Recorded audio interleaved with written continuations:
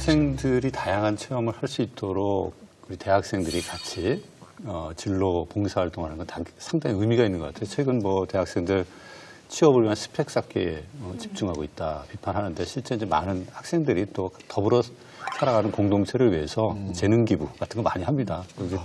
특히 소외계층을 위해서 우리 대학생들이 노력하는 걸 보니까 참 좋아 보이는데 어떻게 보셨나요, 다들? 저는 일단은 그 장애가 있는 학생들한테 이렇게 해주는 그 그렇죠. 프로그램들을 이렇게 보면서 낯설었어요. 제가 갖고 있는 낯설음은 뭐냐면 그만큼 우리 사회가 아직은 그런 것들이 이게 자연스럽지 않다는 거잖아요. 이게 자연스러워질 때까지 가야 되는 건데 저는 참 낯설고 아 그렇지 왜 내가 저런 모습들을 자주 못 봤지 이런 생각이 들었는데 진로 체험 버스라는 걸 통해 가지고 저런 것들이 활성화된다면 너무 다행이겠다라는 그런 생각이 드네요. 일단 대학생들이 가서 이제 멘토링 같은 거 해주니까 그렇죠. 너무 부럽더라고요. 저는 학교 다니면서 한 번도 대학생이랑 눈을 마주본 적은 없었던 것 같아요. 저도 그랬어요. 그런 건 없었고요. 저는 진로 체험 버스 중에 외관 중학교 학생들의 진로 체험 버스를 되게 인상 깊게 봤는데요. 아 저도 저 학교의 학생이고 싶다라는 마음이 들 정도로 과학 수업을 되게 아이들의 호기심을 일으킬 수 있도록 준비하신 것 같아서 너무 좋았고 또 아이들이 과학 문제 해결을 하면서 서로 의사소통을 하고 있잖아요. 2015 개정교육과정의 핵심 역량이자 미래 교육에 필요한 이 역량을 증진시켜주는 진로 체험 버스인 것 같아서 너무 좋았습니다. 궁금한 게 이게 어떻게 보면 옛날에 저희 대학생 때 농활 버스를 타고 농활버스를 가면 일부는 그 마을에 있는 아이들 데리고 가르치기도 하고 그런 것들이 지금 이게 진화된 버전인가 봐 이런 생각이 드는데 여기서 아이디어를 얻었나 그러면? 이런 진로 체험 버스 같은 경우에는 지금 얼마나 지금 운영되고 있어요? 일단 유형을 좀 말씀드리면 아까 궁금해하셨던 것처럼 그 직업인 멘토가 직접 학교로 찾아가는 경우가 한 가지가 있고요. 또 한 가지는 학생들이 체험초로 찾아가는 것이 또 있습니다. 그리고 소외된 지역 같은 경우는 학교들이 이제 흩어져 있다 보니까 이 학교들을 묶어서 미니 페스티벌 형태로 하는 경우도 있고요. 그 버스를 개조해서 거기 안에서 아이들이 체험하는 그런 유형들이 있습니다. 그러면 이거를 만약에 학교에서 하고 싶어요. 네. 그러면 어떻게 신청하면 되는 거예요? 그렇죠. 꿈길 사이트라는 곳이 있어요. 아, 이게 또 꿈길 사이트. 네, 진로 체험망 꿈길 사이트에서 이 버스 프로그램 관련된 메뉴로 들어가서 신청만 하면 이제 승인이 이루어지고 승인이 이루어지면 바로 할 수 있는데 그냥 다 할 수 있는 게 아니고 우선은 이렇게 사회적으로 이렇게 좀 배려 대상 그런 지역 아니면 뭐 도서벽지 이런 데를 우선 지원하고 있습니다. 아니 그런데 이런 것들에 참여하는 그런 교육부에서 지금 주관하고 있는데 뭐 대학생들뿐만 아니라 또 어떤 또 다른 민간 기업들도 좀 있는지 좀 궁금하고 또 여기 참여하면 제가 늘 여쭤보는 게 뭐 혜택 없어요? 뭐 좀 있어야 될 것 같은데. 대학들이 주로 참여하고 있긴 한데 공공기관에서도 참여를 하고 있고요. 지자체나 뭐 민간 기업 그리고 아까 말씀드렸던 개인 사업자도 참여를 할 수 있습니다. 어떻게 신청을 해서 이제 그 아까 말씀하셨던 꿈길에 본인이 이제 이런 기부를 하겠다라는 식으로 하면 매칭을 해주게 되는 겁니다. 그런데 이제 궁금해하셨던 그 혜택이 있는지는 재정적인 지원을 따로 하지는 않고요. 세금 혜택 뭐 이런 거 그런 것도 없습니다. 다만 열심히 혜택이 없더라도 우리 최천 선생님 뭐 재능 기부 차원에서 아 저도 이거 한번 진짜 한번 해봐야 버스 한번 되겠는데 타셔야 될 것 같아요. 그냥 제가 그러면 재능 기부를 하겠습니다. 그러니까 예를 들면은 뭐 역사 강사 이런 것들을 꿈꾸는 친구들이 있으면 제가 한번 해보겠습니다라고 신청을 하면 이제 매칭이 되어서 그 원하는 학교의 학생들이 이렇게 있으면 저는 그 버스 타고 간다는 이야기죠? 네, 직접 가기도 하시고 버스를 이용할 수도 있고 그럴 겁니다. 아 진로 체험 버스 말고 네. 제가 알아서 진로 체험 갈 수도 있고. 제가 모시러 갈게요.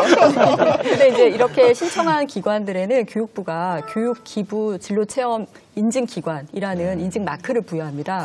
그래서 그래요? 이런 기관에서는 그런 마크를 활용하거나 인증서를 활용해서 홍보를 할 수도 있을 것 같아요. 좋네요. 그거 좋네요. 저희 연구소에 그러면 네. 그 인증샷 한번 올릴게요, 제가요. 네. 그럼 저희 학교에 제일 먼저 와주시는 거죠?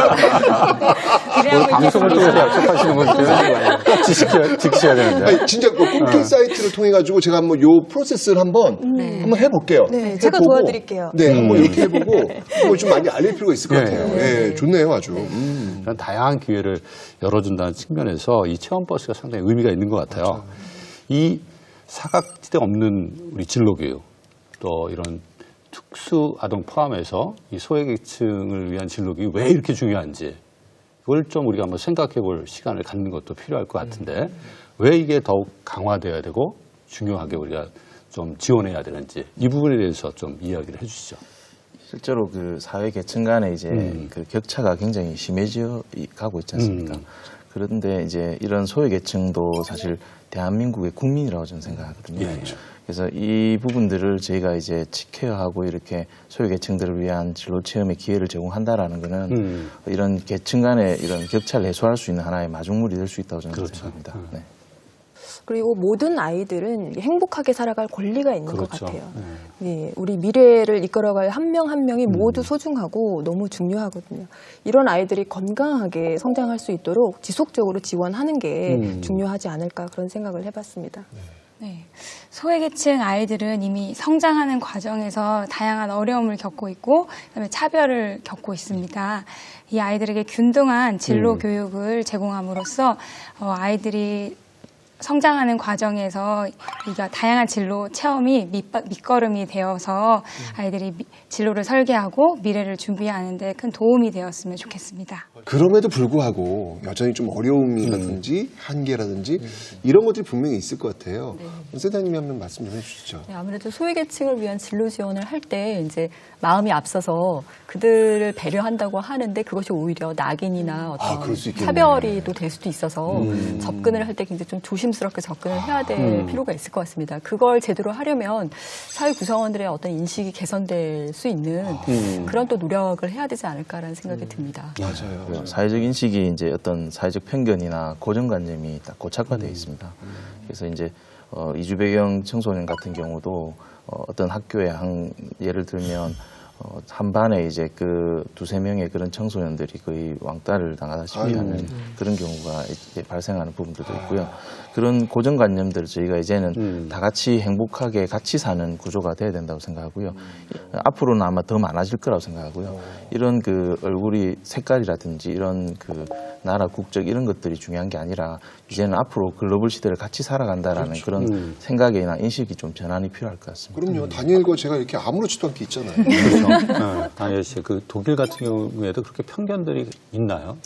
저희도 편견 있죠. 그러니까 이거 주제 좀 많이 벗어날 수 있지만 좀 짧게 한번 요약하자면은 저는 한국은 지금 다문화 과정 되어간다고 이제 사람들이 얘기 많이 하는데 물론 독일에 비해서 훨씬 더 비율이 너무 낮죠. 근데 예를 들면 장애인에 관련된 그런 정책들 저도 훨씬 더 많이 필요하다고 생각해요.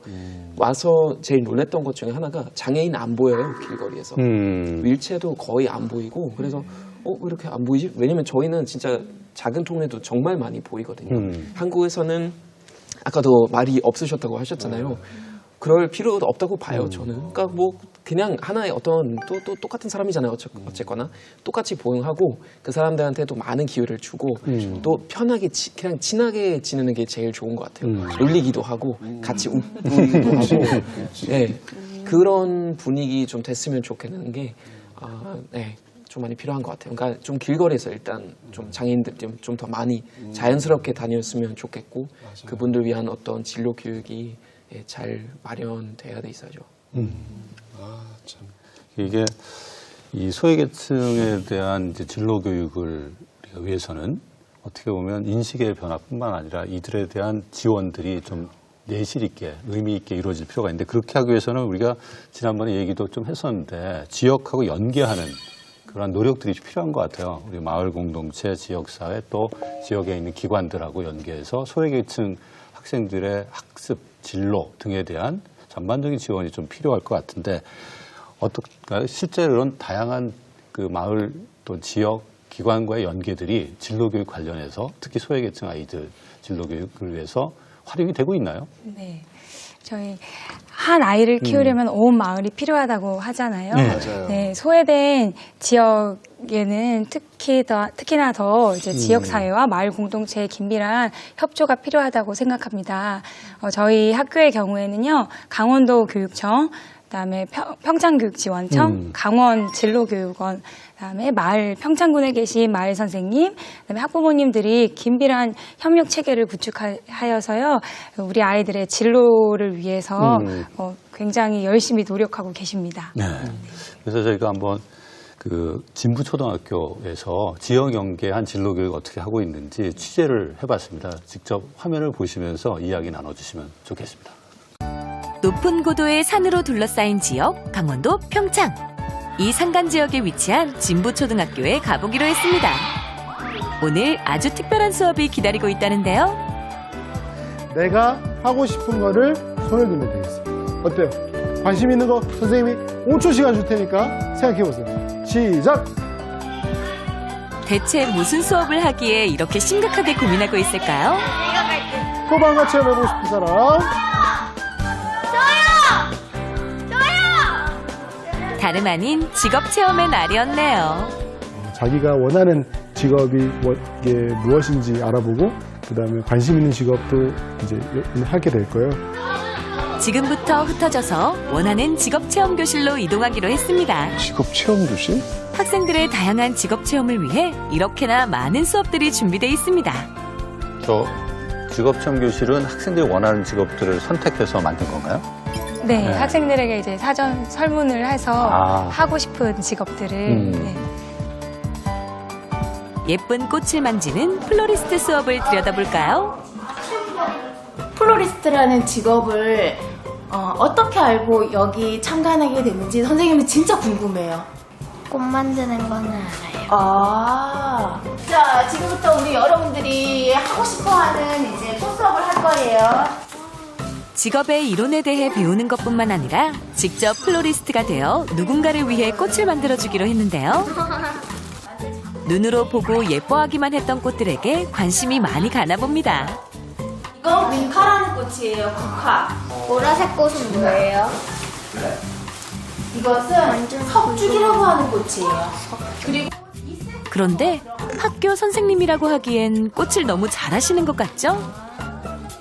지금 현재 플로리스트로 일을 하고 있고요. 오늘은 우리 친구들과 같이 플로리스트라는 직업에 대해서 소개를 해주려고 오늘은 마을학교 선생님으로 그 역할을 하러 지금 와 있습니다. 진로교육을 위해 마을학교 선생님들이 오신 이유는 무엇 때문일까요? 저희가 소외된 지역이다 보니까 아이들이 장거리 이동하는데 어려움이 많아요. 그래서 주변에 계신 인력풀을 많이 활용을 하고 있는데요. 산간 지역이라 진로교육 혜택을 받기 힘든 학생들을 위해 온 지역이 발벗고 나섰습니다. 지금 누구 주려고 만든 꽃방울이에요? 엄마한테 주려고요. 이유는 뭐예요? 엄마가 낳아주시고 먹여주시고 해서 고마워서 주려고요. 한 학기에 한 번씩 직업체험의 날을 지정해 마을학교 선생님들이 온다는데요. 마을 공동체가 함께하는 진로교육입니다.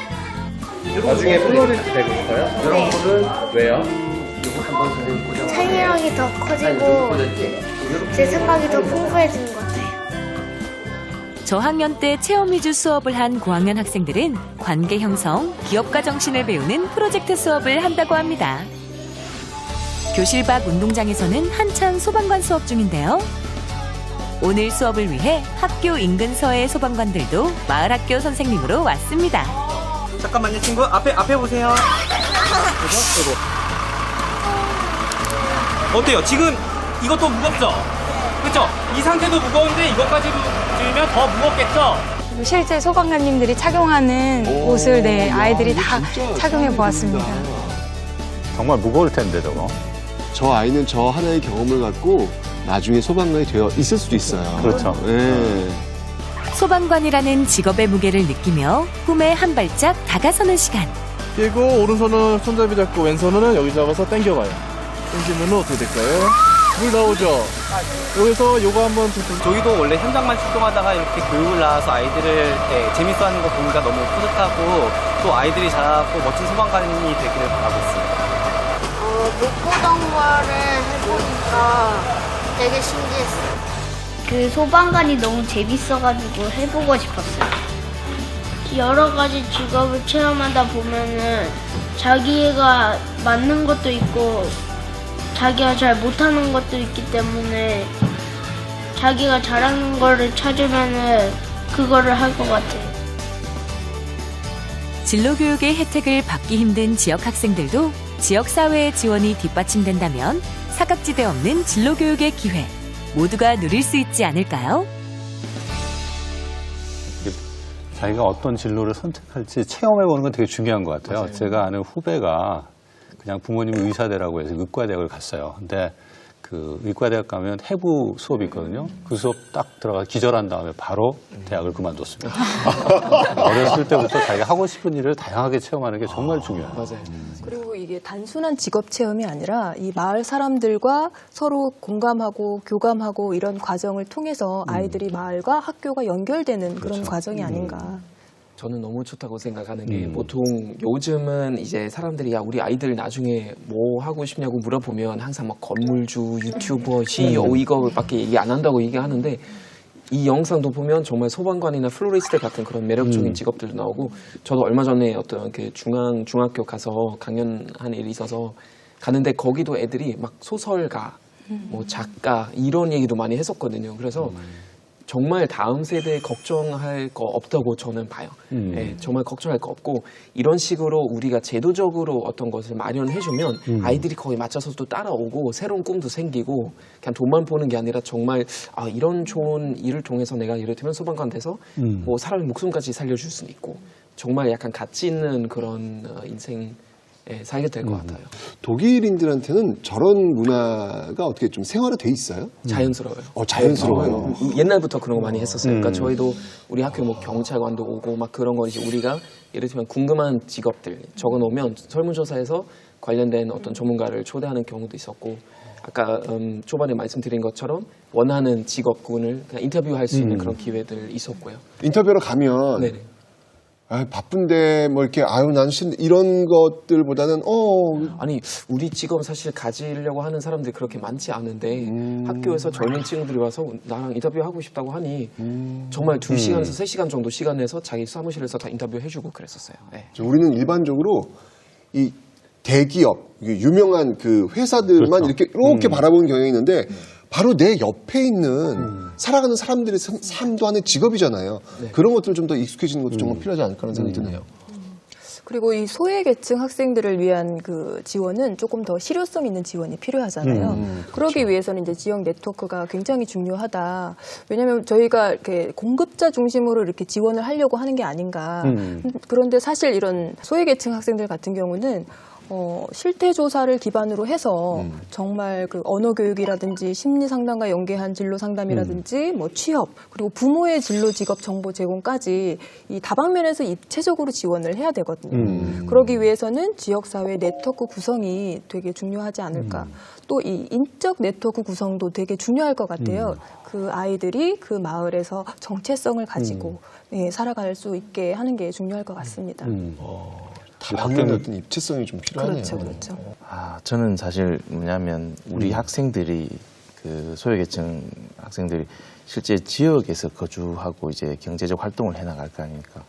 그러면 제일 우선시 되는 것들은 지역에 있는 일자리와 이런 쪽의 직업들을 좀 더 우선적으로 해줘야 된다고 저는 생각하거든요. 지금은 사실 뭐냐면 주로 이제 조금 일반적인 그 직업 중심으로 이제 많이 돼 있기 때문에 이게 어찌 보면 그냥 흥미 위주로 많이 이렇게 진행이 되는 부분들이 있습니다. 그런 부분보다는 자기 삶에 실질적으로 도움이 될 수 있는 그런 직업들을 학생들한테 해주는 게 좀 더 필요하지 않겠나 싶고요. 그래서 이제 그걸 위해서 이제 실제로 뭐냐면 그 민간 기관이나 지자체 그리고 지역 사회가 연계될 수 있는 하나의 고리를 만들어야 되는데 그런 부분들이 먼저 선행이 돼야 된다고 생각합니다. 독일은 이렇게 이민자 아까도 말씀하셨지만 굉장히 많잖아요.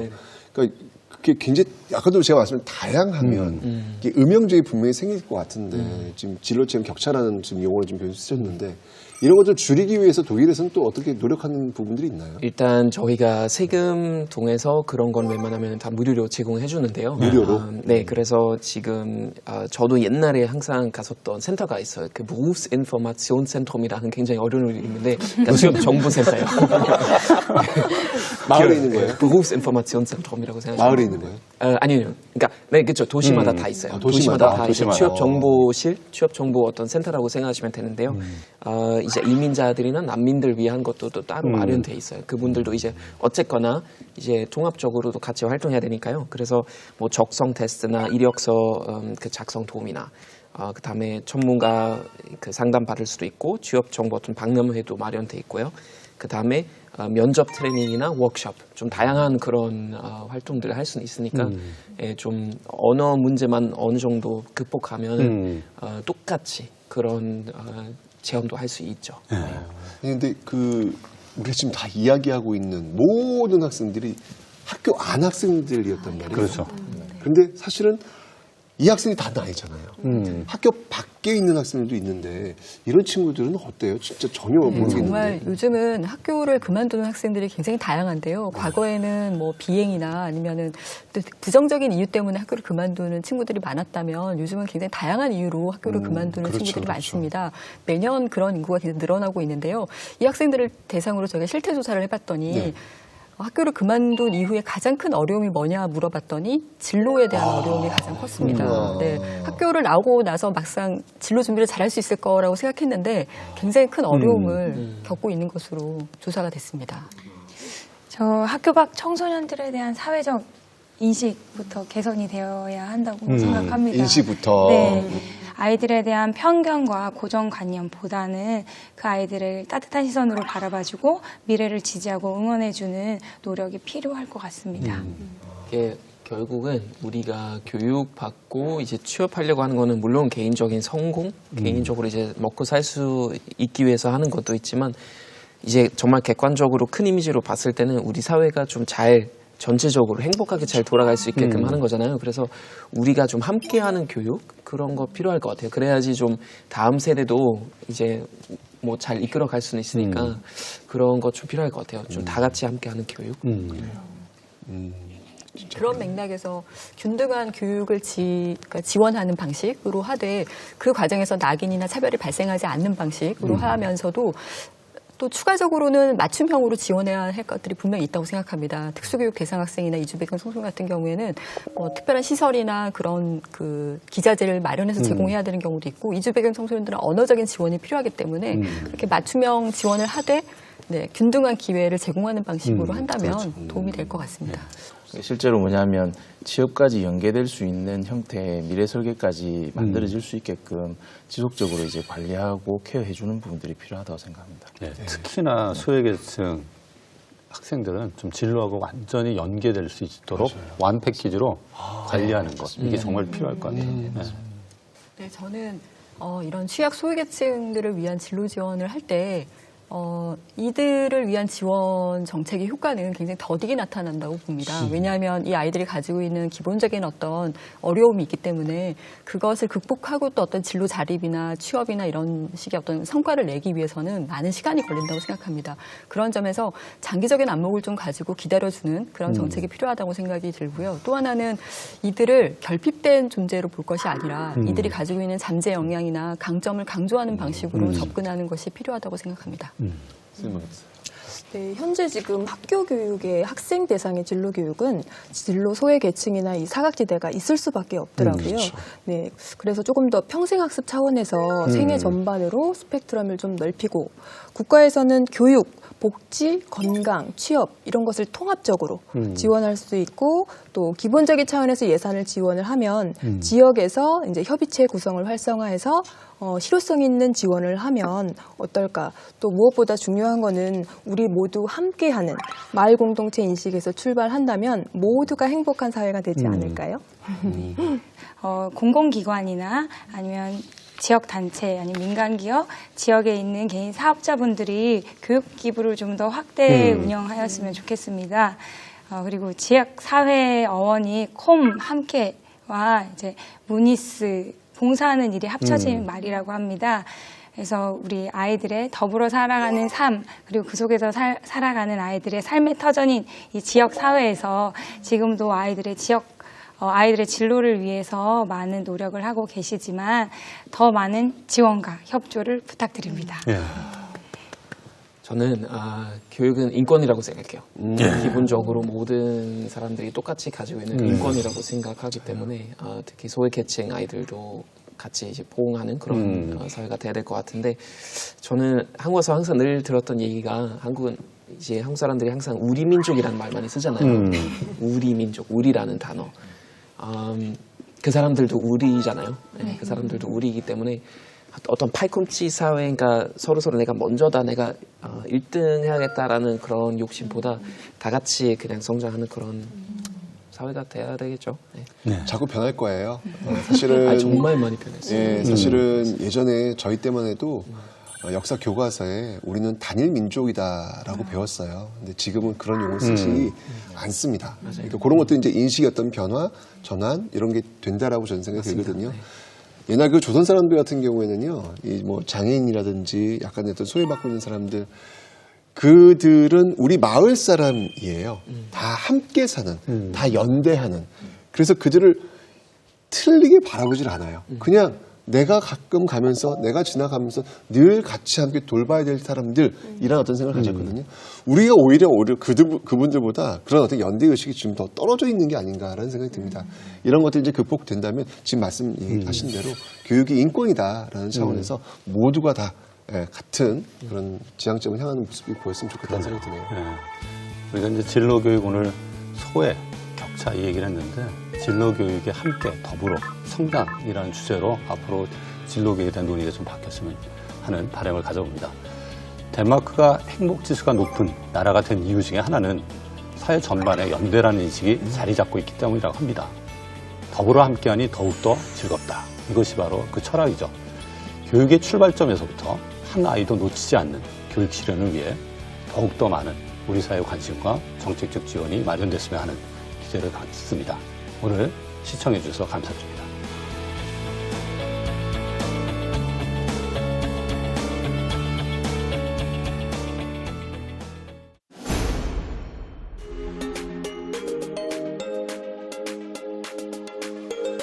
이 미래 사회에서는 직업, 직장의 개념, 의미도 많이 바뀔 것 같아요. 노동시장이나 직업세계가 변하기 때문에 대처하고 극복해 나갈 수 있는가를 길러줘야 된다고 생각합니다.